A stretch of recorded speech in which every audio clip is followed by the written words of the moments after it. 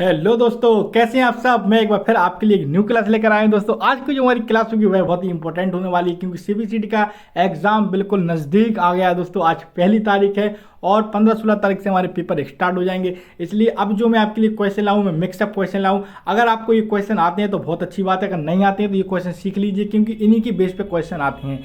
शायद है इनमें से कुछ क्वेश्चन रिपीट हो जाएं, इसलिए देर ना करते हुए देखते हैं हम आज का अपना पहला क्वेश्चन। जैसा कि आप स्क्रीन पर देख रहे होंगे, हमारा जो पहला क्वेश्चन हो जाएगा वह हो जाएगा दोस्तों, निम्नलिखित में से कौन सा कंप्यूटर प्रथम पीढ़ी का एक कंप्यूटर है। निम्नलिखित में से कौन सा कंप्यूटर एक प्रथम पीढ़ी का कंप्यूटर है। ए हो जाएगा हमारा स्टार 1000, बी हो जाएगा अबेकस, सी हो जाएगा हमारा अल्टस और हमारा डी हो जाएगा सेक। तो ठीक है दोस्तों, हमारा इसका सही आंसर क्या हो जाएगा, वह हो जाएगा हमारा डी ऑप्शन। क्या हो जाएगा दोस्तों, डी ऑप्शन, यानी सेक हमारा बिल्कुल सही आंसर हो जाएगा। अबेकस क्या था, एक गणना था, आपको मालूम होगा। ठीक है दोस्तों, बढ़ते हैं हम अपने अगले पॉइंट की तरफ।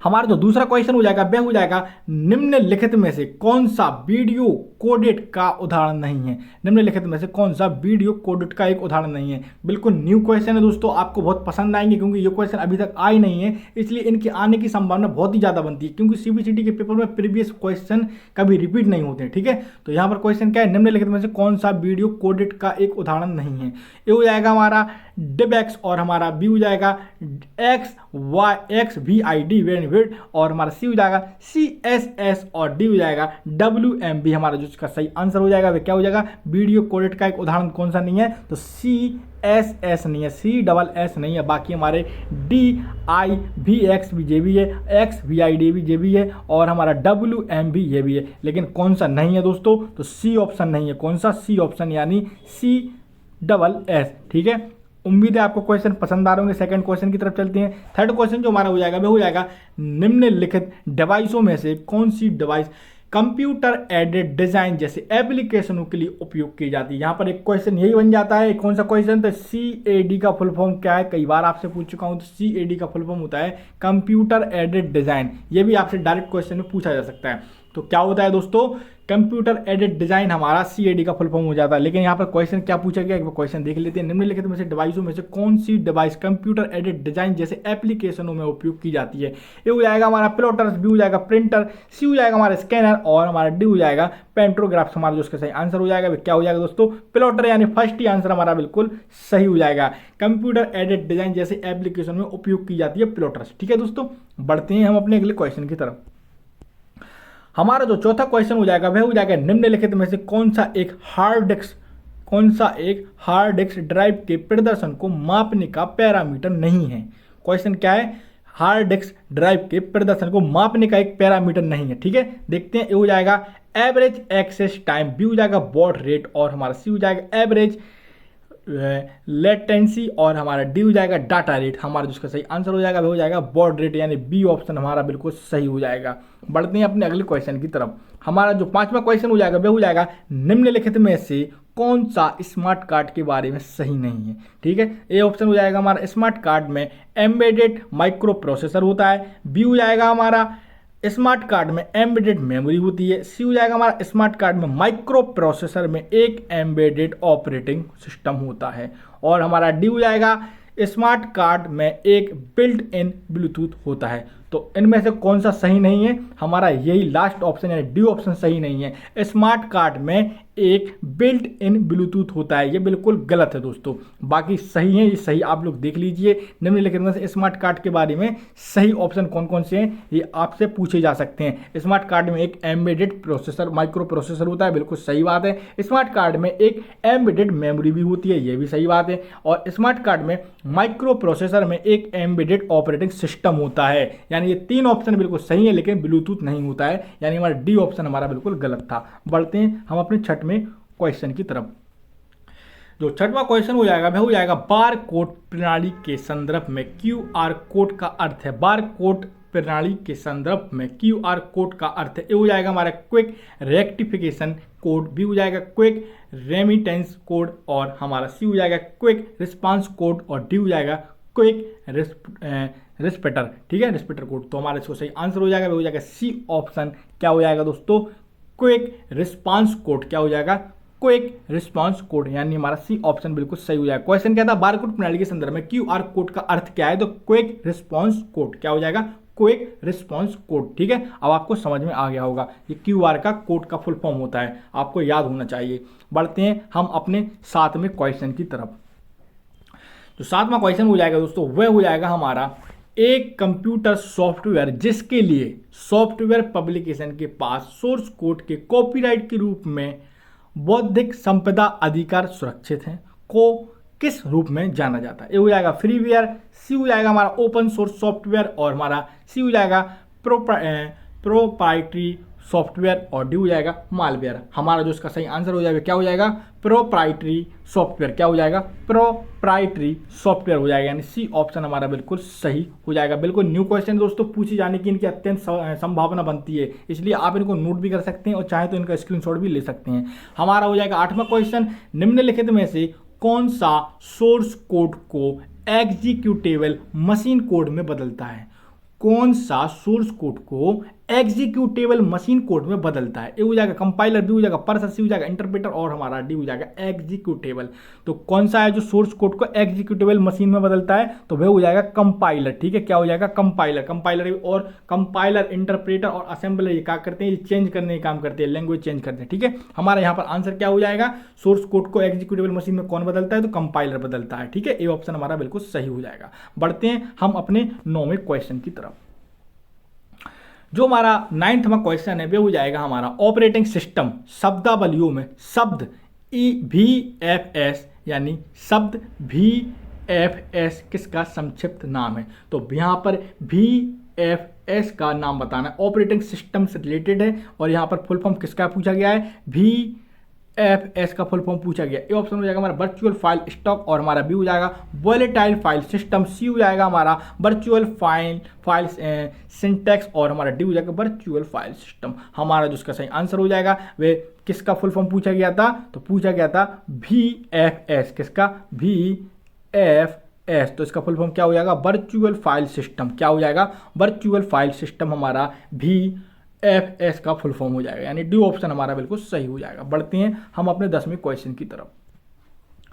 हमारा जो 10वां क्वेश्चन हो जाएगा वह हो जाएगा लाइनक्स में एक वर्किंग डायरेक्टरी को बदलने के लिए निम्नलिखित में से कौन से कमांड्स का उपयोग किया जाता है। क्वेश्चन क्या है, लाइनक्स में एक वर्किंग डायरेक्टरी को बदलने के लिए निम्नलिखित में से कौन सी कमांड्स का उपयोग किया जाता है। ए हो जाएगा हमारा CP, बी हो जाएगा हमारा कैट, और हमारा सी हो जाएगा चेंज डेर, और हमारा डी हो जाएगा चेडर। हमारा जिसका सही आंसर हो जाएगा क्या हो जाएगा, CHDIR, यानी हमारा डी ऑप्शन बिल्कुल सही हो जाएगा। दोस्तों बिल्कुल नया क्वेश्चन है, आप चाहें तो इसका स्क्रीनशॉट भी ले सकते हैं। बढ़ते हैं दोस्तों अपने 11वें क्वेश्चन की तरफ। हमारा जो 11वां क्वेश्चन हो जाएगा वह हो जाएगा IBM मेन फ्रेम पर उपयोग की जाने वाली स्क्रिप्टिंग भाषा JCL का पूर्ण रूप है। IBM का फुल फॉर्म सबसे पहले आप लोग बताइए, IBM का फुल फॉर्म क्या होता है। IBM का फुल फॉर्म होता है इंटरनेशनल बिजनेस मशीन। क्या होता है दोस्तों, इंटरनेशनल बिजनेस मशीन, ये IBM का फुल फॉर्म हो गया। अब आगे क्वेश्चन क्या है, IBM मेन फ्रेम पर उपयोग की जाने वाली स्क्रिप्टिंग भाषा कौन सी भाषा है दोस्तों, JCL।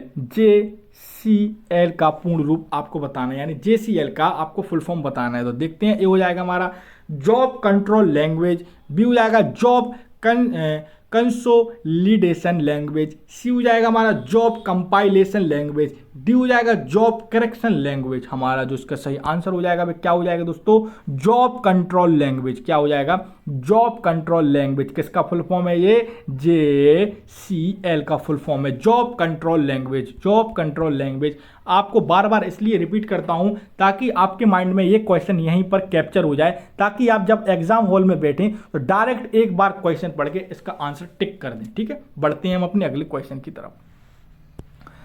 जो हमारा 12वां क्वेश्चन हो जाएगा दोस्तों, वह हो जाएगा हमारा एक एल्गोरिथम जो स्वयं की बारंबार पुनरावृत्ति तब तक करती है जब तक कि एक निश्चित स्थिति प्राप्त ना हो जाए, वह खालिस्तान कहलाती है। ठीक है, ए ऑप्शन हो जाएगा हमारा डिस्ट्रीब्यूटेड एल्गोरिथम, बी हो जाएगा पैरेलल एल्गोरिथम, सी हो जाएगा रिक्त सर्विस एल्गोरिथम और डी हो जाएगा क्वांटम एल्गोरिथम। हमारा जो इसका सही आंसर हो जाएगा वह सी ऑप्शन हो जाएगा दोस्तों। क्या हो जाएगा? रिक्त सर्विस एल्गोरिथम, यानी सी ऑप्शन बिल्कुल सही हो जाएगा। एक एल्गोरिथम जो स्वयं की बराबरी पुनरावृत्ति तब तक करती है जब तक कि एक निश्चित स्थिति प्राप्त ना हो जाए, वह रिक्त सर्विस एल्गोरिथम कहलाती है। उम्मीद है क्वेश्चन आपको पसंद आया होगा। बढ़ते हैं 13वें क्वेश्चन की तरफ। हमारा जो 13वां क्वेश्चन हो जाएगा दोस्तों वह हो जाएगा निम्नलिखित में से कौन सा एक प्रोप्राइटरी ऑपरेटिंग सिस्टम है? निम्नलिखित में से कौन सा एक प्रोप्राइटरी ऑपरेटिंग सिस्टम है? ए हो जाएगा हमारा रिट ऑपरेटिंग सिस्टम, रेक्ट ऑपरेटिंग सिस्टम, बी हो जाएगा हमारा यूबंतु ऑपरेटिंग सिस्टम और हमारा सी हो जाएगा फ्री BSD ऑपरेटिंग सिस्टम और हमारा डी हो जाएगा विंडोज 7।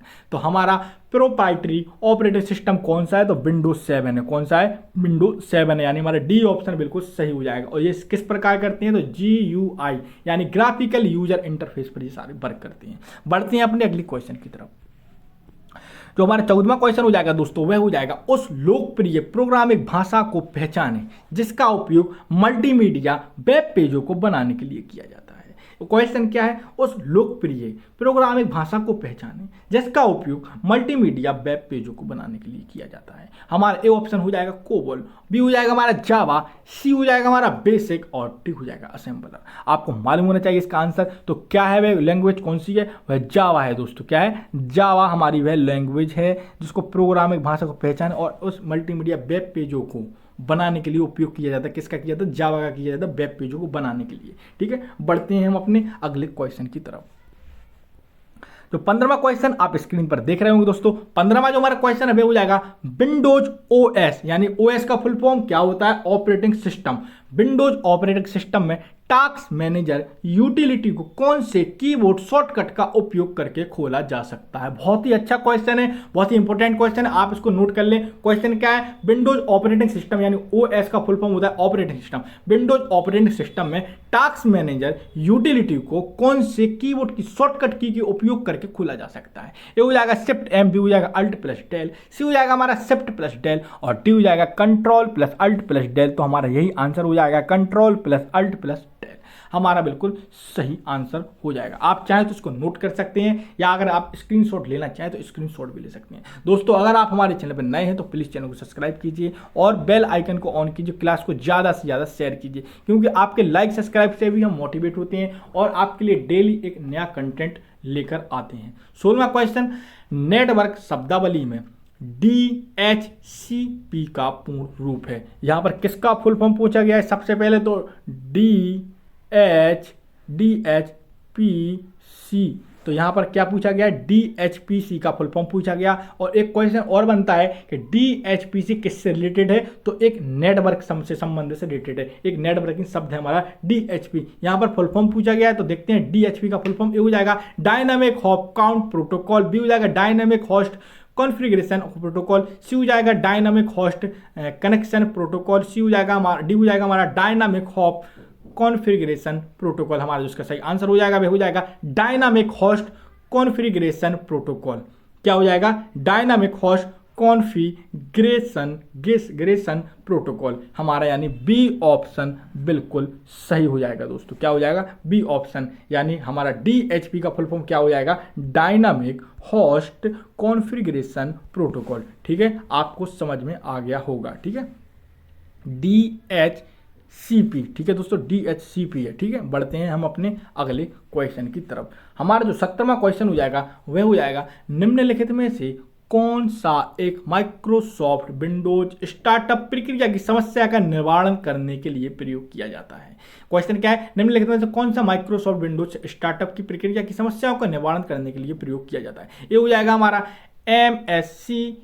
ठीक है, MSC और फिर और हमारा बी हो जाएगा बूट MRG और सी हो जाएगा कर्नल 32 और हमारा डी हो जाएगा हमारा रन DLL। ठीक है, तो हमारा सही आंसर क्या हो जाएगा? MSCONFIG। तो हमारा कौन सा ऑप्शन सही हो जाएगा? ए ऑप्शन हमारा बिल्कुल सही हो जाएगा। बिल्कुल न्यू क्वेश्चन है दोस्तों, आपको उम्मीद है ये क्वेश्चन पसंद आ रहे होंगे क्योंकि इनकी पूछी जाने की संभावना बहुत बनती है क्योंकि अभी तक ये एग्जाम में पूछे नहीं गए हैं।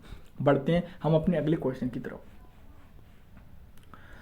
हमारा जो अगला क्वेश्चन है वह हो जाएगा वह कौन सा कंप्यूटर प्रोग्राम है वह कौन सा कंप्यूटर प्रोग्राम है जो वह कौन सा कंप्यूटर प्रोग्राम है जो कंप्यूटर उपयोग ना होने की स्थिति में स्क्रीन को ब्लैंक कर देता है या गतिशील छवियां या पैटर्न से भर देता है। बहुत ही अच्छा क्वेश्चन, इजी क्वेश्चन है, आपको आना चाहिए। वह कौन सा कंप्यूटर प्रोग्राम है जो कंप्यूटर उपयोग में ना होने की स्थिति में स्क्रीन पर ब्लैंक कर देता है और या गतिशील छवियों या पैटर्न को भर देता है। ए हो जाएगा स्क्रीन सेवर, बी हो जाएगा इमेज स्कैनर और हमारा सी हो जाएगा डेस्कटॉप कैचर और हमारा डी हो जाएगा मॉनिटर रीडर। हमारा जिसका सही आंसर हो जाएगा क्या हो जाएगा, उसको स्क्रीन सेवर बोलते हैं। क्या बोलते हैं? Screen saver. जब आप कंप्यूटर या मॉनिटर का माउस छोड़ देते हैं और कुछ टाइम बाद अगर आपने स्क्रीन सेवर यहाँ पर सेव किया होगा तो वहाँ पर छवियाँ चलने लगती हैं। अगर आप नाम भी दे सकते हैं या कोई इमेज आप लगा ना सकते हैं तो इमेज भी लगा सकते हैं। बढ़ते हैं दोस्तों अपने अगले क्वेश्चन की तरफ। हमारा जो 19वां क्वेश्चन हो जाएगा वह हो जाएगा निम्नलिखित विकल्पों में से कौन सा विकल्प वेरिएबल लेंथ वाले पासवर्ड को लेकर उससे एक फिक्स्ड लेंथ वाले पासवर्ड को बनाने की तकनीक को परिभाषित करता है। हमारा ए हो जाएगा रीसेंटिंग, बी हो जाएगा रिक्किंग और हमारा सी हो जाएगा नॉर्मलाइजिंग और हमारा डी हो जाएगा हैशिंग। हमारा कौन सा आंसर सही है दोस्तों? हैशिंग यानी डी ऑप्शन हमारा बिल्कुल सही हो जाएगा। बढ़ते हैं दोस्तों अगले क्वेश्चन की तरफ। हमारा जो 20वां क्वेश्चन हो जाएगा वह हो जाएगा एक स्टैंड एलोन मालवेयर प्रोग्राम जो एक कंप्यूटर नेटवर्क के माध्यम से प्रसारित होने के लिए स्वयं को दोहराता है वह किस रूप में जाना जाता है? क्वेश्चन क्या है? एक स्टैंड अलोन मालवेयर प्रोग्राम जो एक कंप्यूटर नेटवर्क के माध्यम से प्रसारित होने के लिए स्वयं को दोहराता है और वह किस रूप में जाना जाता है? ए ऑप्शन हो जाएगा हमारा एडवेयर, बी हो जाएगा कंप्यूटर वर्म, सी हो जाएगा ट्रोजन और हमारा डी हो जाएगा ट्रैकिंग कुकीज। हमारा सही आंसर क्या है दोस्तों? कंप्यूटर वर्म यानी बी ऑप्शन हमारा बिल्कुल सही हो जाएगा। बढ़ते हैं अपने अगले क्वेश्चन की तरफ। देखते हैं अगला क्वेश्चन हमारा 21वां क्वेश्चन। हमारा क्वेश्चन है कंप्यूटर थ्रेड्स शब्दावलियों में कंप्यूटर कीबोर्ड पर दबाई गई कुंजियों को रिकॉर्ड करने की गतिविधि को किस रूप में जाना जाता है? क्वेश्चन क्या है एक बार फिर देख लीजिए।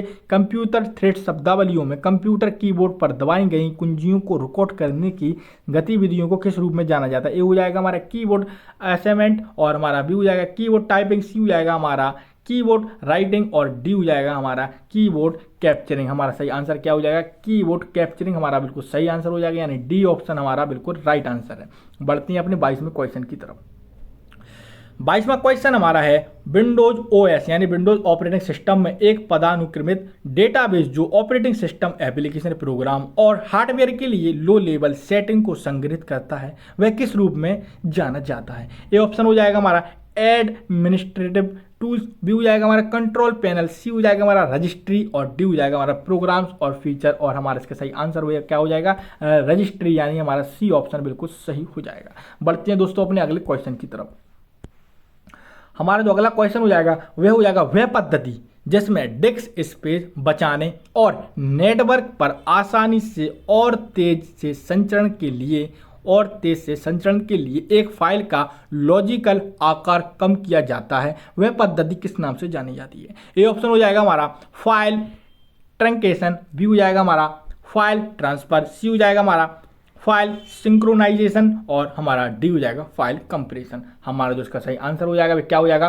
फाइल कंप्रेशन यानी दोस्तों हमारा डी ऑप्शन बिल्कुल सही हो जाएगा। दोस्तों बढ़ते हैं हम अपने अगले क्वेश्चन की तरफ। हमारा जो 24वां क्वेश्चन हो जाएगा वह हो जाएगा यूनिक्स सिस्टम में फाइल्स और डायरेक्टरीज को कॉपी करने के लिए निम्नलिखित में से कौन से कमांड का उपयोग किया जाता है? क्वेश्चन क्या है? यूनिक्स सिस्टम में फाइल्स या डायरेक्टरीज को कॉपी करने के लिए कौन सी कमांड का उपयोग किया जाता है? ए हो जाएगा कॉपी, बी हो जाएगा सीपी, सी हो जाएगा हमारा कॉपी कॉन और हमारा डी हो जाएगा कॉपी फाइल। हमारा जो इसका सही आंसर हो जाएगा क्या हो जाएगा? सीपी। क्या हो जाएगा? सीपी का उपयोग करते हैं यानी हमारा बी ऑप्शन बिल्कुल सही हो जाएगा। बढ़ते हैं दोस्तों अपने अगले क्वेश्चन की तरफ। हमारा जो अगला क्वेश्चन हो जाएगा वह 25वां क्वेश्चन है।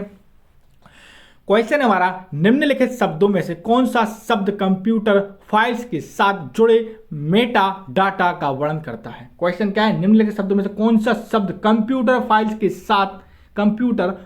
के साथ जुड़े मेटा डाटा का वर्णन करता है? ए हो जाएगा फाइल लोकेशन, बी हो जाएगा फाइल नेमिंग, सी हो जाएगा फाइल एट्रीब्यूट्स और हमारा डी हो जाएगा फाइल एक्सटेंशन। हमारा जो इसका सही आंसर होगा वह आपको मालूम होना चाहिए। सी ऑप्शन हमारा बिल्कुल सही हो जाएगा। क्या? File attributes. क्या हो जाएगा? फाइल एट्रीब्यूट्स यानी सी ऑप्शन बिल्कुल सही है। बढ़ती हैं अपने अगले क्वेश्चन की तरफ। हमारा जो 26वां क्वेश्चन हो जाएगा वह दोस्तों हो जाएगा फाइल सिस्टम शब्दावलियों में NTFS शब्द का पूर्ण रूप क्या है। यहाँ पर किसका फुल फॉर्म पूछा गया है, NTFS का आपसे पूर्ण रूप पूछा गया है। ये हो जाएगा नेट फाइल सिस्टम, भी हो जाएगा नेटवर्क फाइल सिस्टम, सी हो जाएगा हमारा नोड फाइल सिस्टम और डी हो जाएगा नंबर फाइल सिस्टम। आपको इसका आंसर मालूम होना चाहिए। इसका आंसर क्या है, नेटवर्क फाइल सिस्टम। क्या है दोस्तों, नेटवर्क फाइल सिस्टम, यानी बी ऑप्शन बिल्कुल सही हो जाएगा।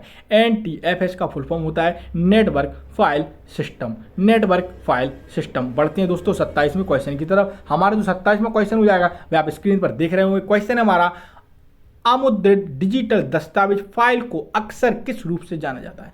अमुद्रित डिजिटल दस्तावेज फाइल को अक्सर किस रूप से जाना जाता है। ए ऑप्शन हो जाएगा हमारा ब्लू प्रिंट, बी हो जाएगा हार्ड कॉपी, सी हो जाएगा टेम्पलेट और हमारा डी हो जाएगा सॉफ्ट कॉपी। आपको इसका आंसर मालूम होना चाहिए। हमारा जो इसका सही आंसर हो जाएगा वह क्या हो जाएगा, सॉफ्ट कॉपी। क्या पूछा गया है, अमुद्रित डिजिटल दस्तावेज फाइल को अक्सर किस रूप में जाना। अमुद्रित जो मुद्रित नहीं की गई हैं आपको हार्ड कॉपी के रूप में नहीं दी गई हैं, उनको सॉफ्ट कॉपी यानी आपको सॉफ्ट कॉपी बोलते हैं, इसको बोलते हैं। इसका आंसर जो सही हो जाएगा वह डी हो जाएगा दोस्तों। ठीक है, बढ़ते हैं अपने अगले क्वेश्चन की तरफ। हमारा जो 28वां क्वेश्चन हो जाएगा वह हो जाएगा विंडोज ऑपरेटिंग सिस्टम में ओएस का। फिर आपको बता देता हूं फुल फॉर्म। ओएस का होता है operating system. Windows operating system में विंडोज लोगो प्लस एल कीबोर्ड शॉर्टकट का उपयोग किसके लिए किया जाता है।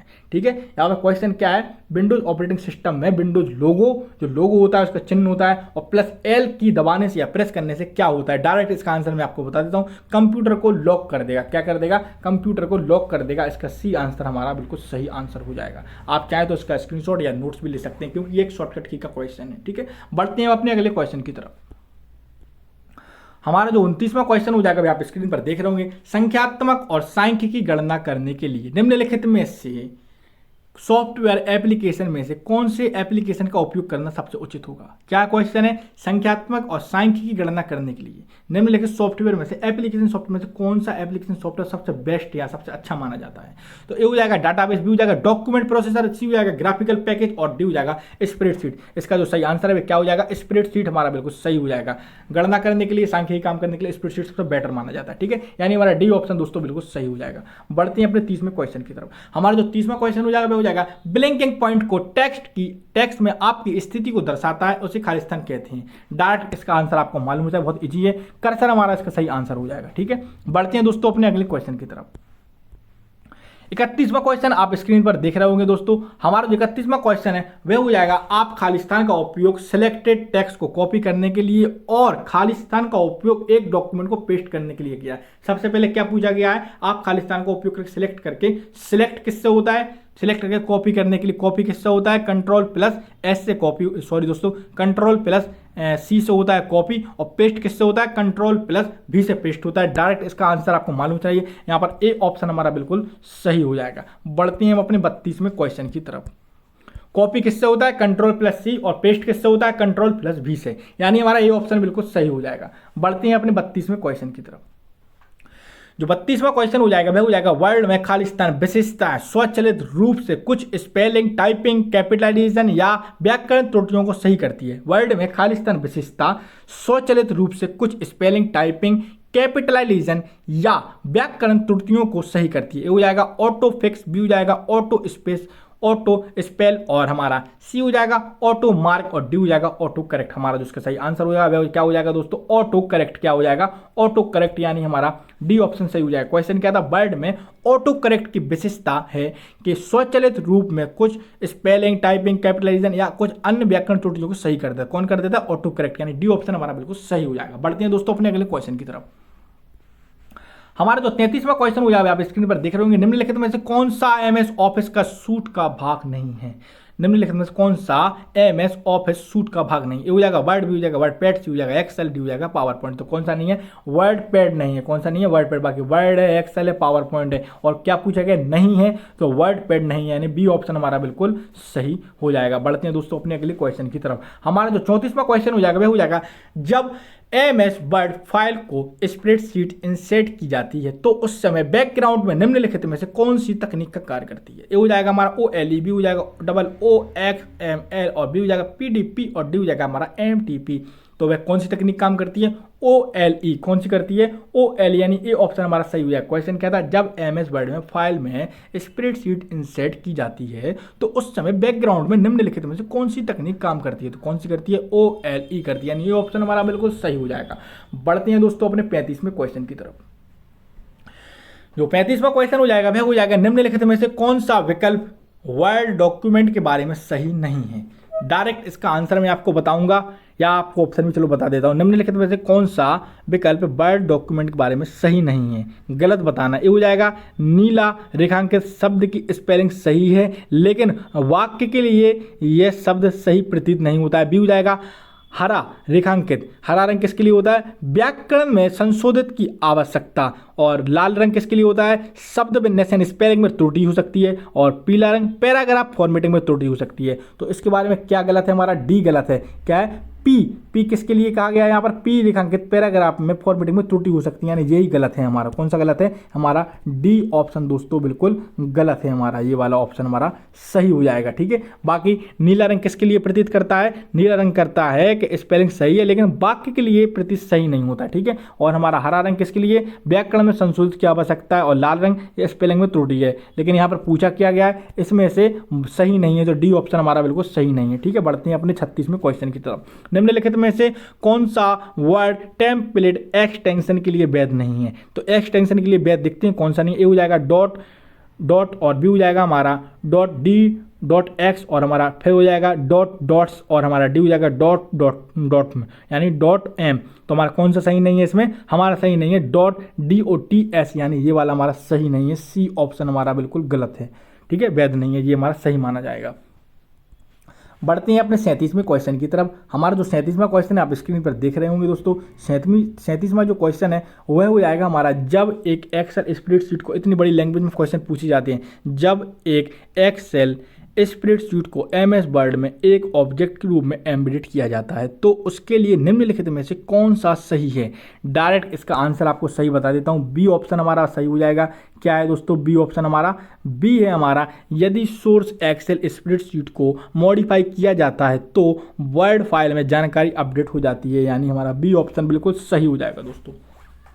बढ़ते हैं हम अपने अगले क्वेश्चन की तरफ। हमारा जो अगला क्वेश्चन हो जाएगा 38वां क्वेश्चन हो जाएगा। 38वां क्वेश्चन है हमारा, एक डॉक्यूमेंट का ओरिएंटेशन बदलने के लिए निम्नलिखित में से कौन से रिबन विकल्प का उपयोग किया जाता है। क्वेश्चन क्या है, एक डॉक्यूमेंट का ओरिएंटेशन बदलने के लिए निम्नलिखित में से कौन से रिबन का विकल्प का उपयोग किया जाता है। ए ऑप्शन हो जाएगा हमारा पेज लेआउट, बी हो जाएगा रेफरेंसेस और हमारा सी हो जाएगा इंसर्ट, डी हो जाएगा डिजाइन। तो कौन सा है, पेज हमारा लेआउट बिल्कुल सही आंसर हो जाएगा, यानी ए ऑप्शन हमारा बिल्कुल सही हो जाएगा। बढ़ते हैं दोस्तों अपने अगले क्वेश्चन की तरफ। हमारा जो 39वां क्वेश्चन है वो हो जाएगा, ओपन डॉक्यूमेंट फॉर्मेट में एक वर्ड डॉक्यूमेंट को सेव करने के लिए निम्नलिखित में से कौन से एक्सटेंशन का प्रयोग किया जाता है। क्वेश्चन क्या है, ओपन डॉक्यूमेंट फॉर्मेट में एक वर्ड डॉक्यूमेंट को सेव करने के लिए निम्नलिखित में से कौन से एक्सटेंशन का प्रयोग किया जाता है। ए हो जाएगा .odt, बी हो जाएगा हमारा .ocr और हमारा सी हो जाएगा .rtf और हमारा इसके साथ हो जाएगा डी यानी txt।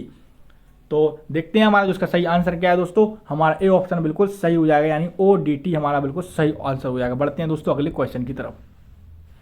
40वां जो क्वेश्चन हो जाएगा वह हो जाएगा, MS एक्सेल में पहले कॉलम से अंतिम कॉलम में जाने और वापस आने के लिए निम्नलिखित में से कौन सी शॉर्टकट की दबाई जाती है। बिल्कुल अच्छा क्वेश्चन है, आने की संभावना बनती है। तो डायरेक्ट इसका आंसर क्या हो जाएगा दोस्तों, वह हो जाएगा कंट्रोल प्लस राइट एरो और कंट्रोल प्लस लेफ्ट एरो। यानी कौन सा सही है, कंट्रोल प्लस राइट एरो और कंट्रोल प्लस लेफ्ट एरो, यानी ए ऑप्शन हमारा बिल्कुल सही हो जाएगा। बढ़ते हैं अपने अगले क्वेश्चन की तरफ।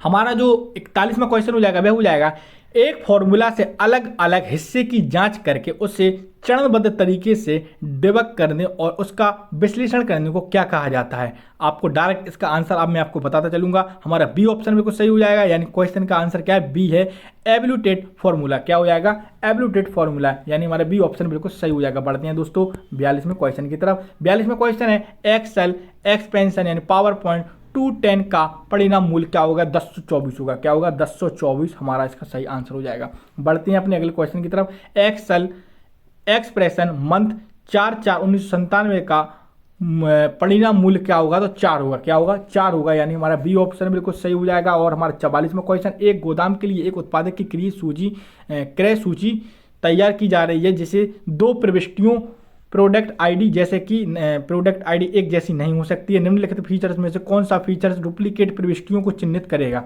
तो कौन सा फीचर करेगा? Conditional formatting. क्या करेगा? कंडीशनल फॉर्मेटिंग, यानी हमारा सी ऑप्शन बिल्कुल सही हो जाएगा। बढ़ते हैं दोस्तों अगले क्वेश्चन की तरफ। हमारा जो 45वां क्वेश्चन है वो हो जाएगा, एक वितरक की दो अलग अलग शाखाओं से बिक्री मूल्य की तुलना करने के लिए किस प्रकार का चार्ट उपयोग हो सकता है? तो बार चार्ट उपयोग हो सकता है। क्या हो सकता है? बार चार्ट, यानी बी ऑप्शन बिल्कुल सही हो जाएगा। 46वां क्वेश्चन देखते हैं। 46वां क्वेश्चन है, एक वर्कशीट में कर्मचारियों के मासिक वेतन का रिकॉर्ड शामिल है। निम्नलिखित में से कौन सी तकनीक एक कर्मचारी के रिकॉर्ड की डुप्लीकेट प्रविष्टियों को चेंज करने और दूर करने के लिए उपयोग होती है? तो कौन सी होती है? इसको बोलते हैं रिमूविंग डुप्लीकेट। क्या बोलते हैं? रिमूविंग डुप्लीकेट, यानी सी ऑप्शन हमारा बिल्कुल सही हो जाएगा। बढ़ते हैं 47वें क्वेश्चन की तरफ। 47वें जो क्वेश्चन हो जाएगा, एक शहर में विभिन्न हिस्सों में कई शाखाओं वाले एक बिल कलेक्शन सेंटर को प्रत्येक शाखा अलग अलग कलेक्शन राशि के साथ सभी शाखाओं की कुल कलेक्शन राशि की गणना करनी है। निम्नलिखित पद्धतियों में से कौन सी पद्धति है? तो हमारा क्या आंसर हो जाएगा?